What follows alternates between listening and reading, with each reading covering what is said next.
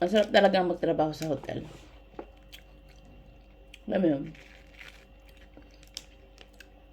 makakauwi ka ng mga iniwan ng guest, ng mga biskwit, ganito.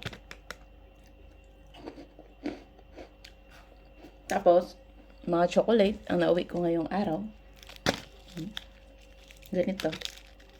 Chocolate. Nasama pa yung candy. Ang dami. Ang dami niya. So, ito siya. Ayan. Masasarap. Mawawasak. Tapos, ito pa. Biscuit. Diba? Ang sarap magtrabaho sa hotel. Sa hotel. At ito pa, guys. Ito pa. Ito. Pwede pa siya, di ba? Ang ganda. Original siya. Bukod pa doon, syempre may pera, di ba? Kaya, ang sarap talaga.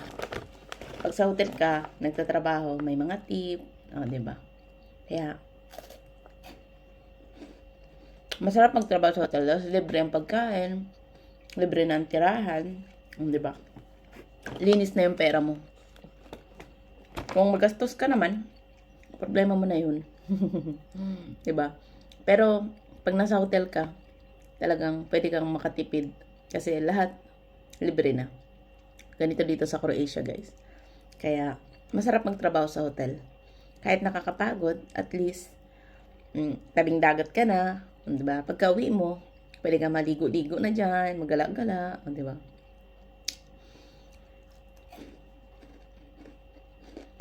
Napangulihin tayo mo. Mag-housekeeping ka na.